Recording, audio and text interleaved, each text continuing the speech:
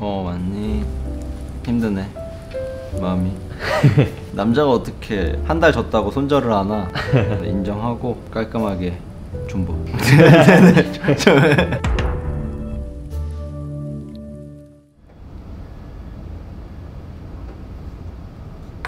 네, 안녕하세요. 맞니? 오늘 힘이 없으시네요. 힘드네 마음이. 6월이 이제 끝났는데 이제 올 게 왔죠. 6월달? 네. 괜찮아, 인정했어. 이번 달 난 시작할 때부터 내 포트폴리오 조정 세게 받겠다. 그래서 인정하고 깔끔하게 존버. 남자가 어떻게 한 달 졌다고 손절을 하나. 다음 달에 오를 건데. 근데 이게 지난번에 몇 번 얘기하셨지만 매달 수익 인증을 하는 게 투자에 영향을 조금 준다고 하셨잖아요. 아직 이거는 원래 그런 거지. 매달 누구한테 내가 실적을 보여줘야 된다는 게 많은 분들이 아무래도 유튜브를 보다 보니까 그래서 약간 무리하게 되는 게 있는 것 같아. 레버리지 써서 하지 않던 거래도 하게 되고 이러다가 유튜브 하다가 내가 망하겠다.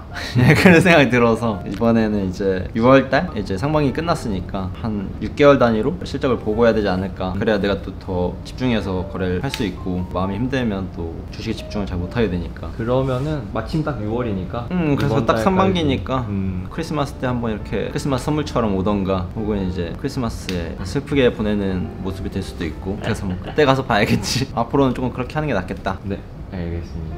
그럼 제가 오늘 재미난 기사를 봤는데 저희가 예전에 수소 이야기 잠깐 한번 했었잖아요. 그치. 그리고 나서 오늘 수소 관련 기사를 두 개를 제가 봤어요. 하나는 이제 아람코에서 수소에 크게 투자하겠다 포부를 발표한 거고, 그치. 계획은 아직 없었는데 포부 정도. 그리고 이제 독일이랑 유럽 쪽에서 수소에 대해서 크게 투자하겠다. 주로 독일이 주도하는 것 같더라고요. 그치. 기존 에너지 분야의 강자들이 과거 한 10년 전만 해도 이 흐름을 인정 안 하려고 했었는데, 지금 시대에는 이 기존의 석유화 정유 부분의 회사들이 이 신재생 에너지의 흐름을 이제 인정하고 오히려 거기에 많이 투자하고 이제 그러한 흐름으로 많이 바뀌는 것 같아. 근데 불과 한 10년 전만 해도 수소에 대한 되게 회의적인 시각이 많아서 아직 멀었다. 그러니까 지금 시장에서 우리가 전고체 배터리를 바라보는 시점이랑 되게 비슷한 거지. 연금술 같은 거다. 될 수도 있고 안 될 수도 있다. 근데 그 사이에 이제 수소 관련 기술들이 많이 등장하고 시장에서도 그러한 기업들이 계속 나타나면서 이렇게 뭐 아람코라던가 이제 유럽에서 힘을 주고 투자를 시작하는 게 아닌가, 뭐 그러한 흐름이 있다는 건 굉장히 좋은 거지. 근데 사실 수소가 그럼 돈이 되는가? 이제 또 그렇게 생각해보면 수소도 아직 그런 영역은 아니다. 이제 태양광도 계속 원자력과 비교해서 발전 단가에서 상용화가 어렵다 라고 얘기하는 것처럼 수소도 그런 분야가 있거든. 그린 수소, 뭐 청색 수소, 그리고 마지막에 회색 수소. 이제 완전 친환경이냐 아니면 뭐 하이브리드냐 아니면 석탄으로 뭐 수소를 만드냐, 요 정도 차이인데 당연히 석탄 쪽으로 갈수록 이제 단가가 싸지지. 근데 진짜 의미가 있으려면 그린 수소에 가까워져야 되는데 또 그 영역으로 가보면 단가가 비싸고 기술력도 아직 안 올라오고 전고체 배터리처럼 언제 될지 모르는 이제 그런 시장이 되는 건데, 그래서 이 부분이 상징하는 건 뭐 지금 ESG라는 단어가 전 세계에서 파급력 있게 기업들한테 작용하고 있는데, 이 환경이라는 분야에서 굉장히 중요한 부분인 것 같다. 근데 지금 저희가 조선업 이야기할 때도 그렇고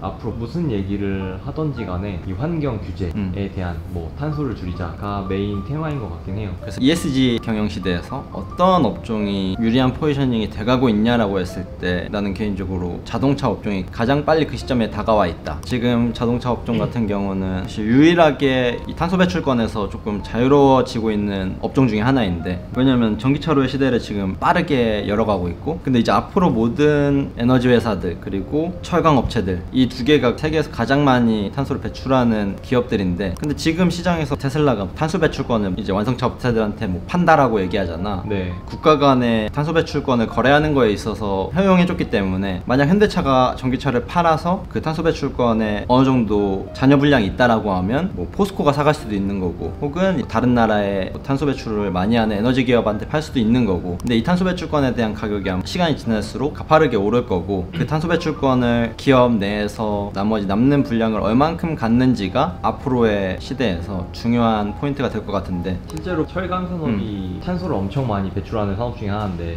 포스코가 아직은 연간 그 탄소 배출권을 사는데 쓰는 비용이 미비하더라고요. 근데 이게 만약에 가파르게 상승한다고 하면 그치. 되게 부담스러울 수 있겠다. 그치. 기술 개발을 할 수밖에 없는 현실이다. 그래서 그 아람코의 CTO도 이제 수소는 현실이다 라고 하면서 그치. 30년을 넘어서면 큰 변곡점에 도달할 거다라고 얘기하는데 되게 재밌는 게 저희가 조선업 얘기할 때도 그렇고 전기자동차도 그렇고 2030년으로 딱 찝어놨어요. 그렇지. 아마 그래서 30년이 됐을 때는 실제로 많은 기업들이 환경 인프라를 갖추고 있어야 될 거라는 생각을 해. 그래서 그거에 투자하지 않은 기업들과 투자한 기업들의 밸류에이션 차이는 지금 시점에서는 차이가 안 나지. 근데 2030년이 됐을 때 엄청난 차이를 만들 수 있는 거라고 생각을 하거든. 왜냐면 지금 시장은 과거와 다르게 모든 산업군에 있어서 상위 업체들이 독점화하는 시장이 되어가고 있다라고 많이 느껴지거든. 그래서 자동차도 사실 그 영역에 들어와 있는 것 같다. 근데 그 트리거가 아마 탄소 배출권이 될 가능성이 높다. 그래서 지금 유럽은 폭스바겐 그룹을 제외하고서는 전기차 시장에 진입한 어떠한 완성차 업체도 사실 많이 없는데, 이제 내연기관에 대한 기존의 그 역사와 헤리티지를 버리기가 너무 아쉬워서 미루다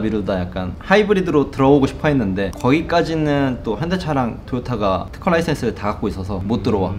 그래갖고 이제 플러그인 하이브리드 이런 식으로 진입해서 완전 전기차 시장에 진입하지 못한 거지. 그러니까 기술이 부족한 거죠. 근데 토요타 같은 경우는 미국에서 브레이크 결함이었나? 그때 이제 거의 주가가 개박살 났었거든. 크게 되어서 미국에서 어마어마한 금액의 이제 리콜 비용을 반영하다 보니까 그때 한번 진짜 망할 뻔한 그런 기억 때문에 전기차로 들어가는 걸 되게 무서워한단 말이지. 그래서 전고체 배터리를 기다리고 있어. 지금 시장 너무 위험해. 한 대만 불러도 우리 전부 다 리콜 때문에 우리 회사 망한다. 그렇게 돼버리니까. 그러면 실제로 글로벌에서 지금 완전 전기차 시장으로 공격적으로 진입한 그룹은 테슬라, 현대차, 그리고 폭스바겐 그룹 정도. 만약 이 탄소 배출권 시장이 계속 연속성을 갖는다, 트리거를 당기는 게 뭔가 수소라던가 이런 청정에너지 시장에 대한 계속 이야기가 나오면 나올수록 전기차 시장에 빠르게 진입한 세계 회사를 제외하고서는 굉장히 격차를 만들어질 수 있는 요인을 만드는 거라서, 과거처럼 내연기관의 시장을 엄청나게 많은 완성차 업체들이 쪼개서 점유율을 가져갔다라고 하면 아마 지금 전기차 시장이 열림에 따라서 전고체 배터리를 완성한 회사가 뭐 독점하게 되거나, 혹은 전기차 시장에 가장 빠르게 들어간 테슬라, 현대차,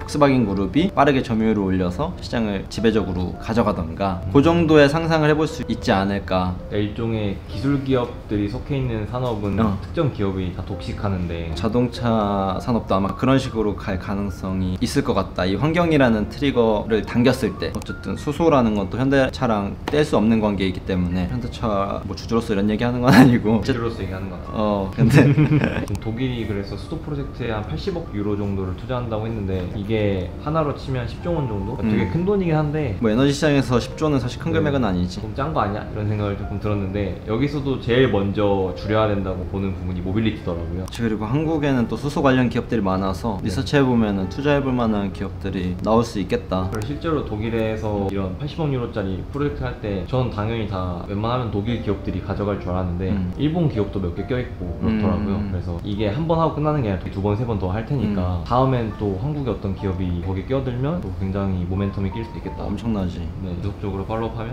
너무 좋을 것 같습니다. 그리고 오늘 두 번째 주제는 지난달쯤인가 CJ 프레시웨이가 굉장히 주가를 크게 올랐는데 식자재 원가 상승 때문이잖아요. 그치. 근데 식자재 원가가 상승하면 안 좋은 건데 왜 그렇게 호재로 다들 보는 걸까요? CJ 프레시웨이 같은 경우는 사실 B2B 납품의 영역에 가까우니까 B2C를 하는 기존의 뭐 가공식품이라든가 이런 식료품 업체들이랑은 조금 비즈니스 모델이 다른 거지, B2B로 납품하다 보니까 먼저 오르는 거지. 그러니까 더 쉽게 올릴 수 있는 거구나, 가격을. 근데 이제 그걸 전가받은 프랜차이즈들, 네. 이제 그런 기업들이 그 비용을 부담하고 이제 그걸 다시 소비자들한테 전가할 수 있느냐, 이거는 뭐 각자 이제 알아서 하는 거고. 그렇죠. 뭐 자전거값 올라가고 그게 인플레이션이죠. 그치.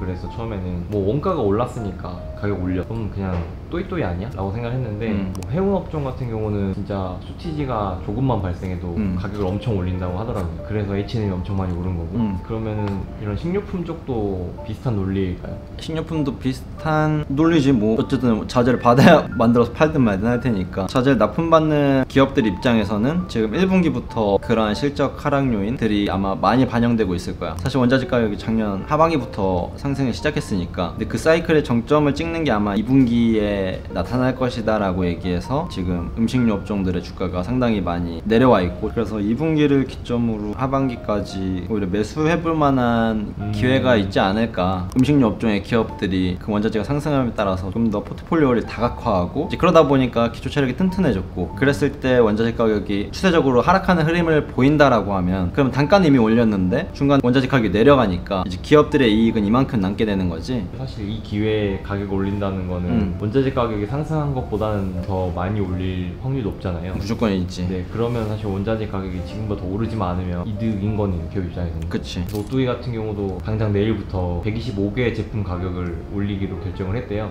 이제 진짜 체감이 되기 시작하네요. 그치. 그리고 또 마침 대선 전이잖아. 네. 대선 전이면 이제 또 명목상 정권에 뭐 입김도 적용 안 받을 거고. 그 시기 항상 그걸 한다. 아, 그치. 네. 기업들 입장에서 되게 예민한 부분이고, 이제 정부 입장에서도 굉장히 예민한 부분이기 때문에 사실 지금 너무나 적절한 타이밍이다. 매수 시기로 봤을 때 오히려 이런 타이밍이 항상 조금 더 기다려야 되는 시간은 길 수도 있으나 지지 않을 확률이 높다. 근데 그 과정에서 다른 주식들이 막 날아갈 수도 있지. 뽀모가 올 수 있죠. 뽀모가 올 수도 있는데, 근데 항상 이런 주식을 잘 들고 있는 게 장기적으로 봤을 때 항상 되게 수익률이 좋은 경우가 많더라고. 그 원자재 가격이 반드시 내려오기 때문에 시간이 지나면 반드시 내려오게 돼 있거든. 그럼 추세적으로 하락을 그린 시점에서 주가는 이미 그걸 반영하면서 엄청나게 랠리를 시작하는데, 그걸 확인할 때 항상 늦기 때문에 오히려 나는 조금 빠를 수 있지만 분할 매수 시작해보는 것도 안전 마진을 깔고 투자하시는 분들한테는 되게 좋은 기회가 될 수 있지 않을까. 알겠습니다. 오늘 또 6월 한 달 동안 고생 많으셨습니다. 아, 네. 제가 뭐 6월에 포트폴리오가 전체적으로 조정을 받고 또 수익을 보여주려고 하다 보니까 무리한 거래를 했는데, 뭐 7월부터는 저도 조금 더 뭐 유튜브도 유튜브지만 제 개인적인 거래를 함에 있어서 조금 더 신경 써야 되지 않나 라고 생각을 하고 있습니다. 근데 또 텀이 좀 생긴 거지 아예 안 보여주진 않을 거잖아요. 아, 그치. 뭐 연말에는 또 한 번씩 이제 이벤트성으로 또 보여드려야 연말에 같이 파티도 하고 같이 울어주기도 하고 하는 거니까 뭐 같이 울게 될지 같이 웃게 될지는 조금 더 지켜보도록 하겠습니다. 저는 또 다음 시간에 뵐게요. 안녕.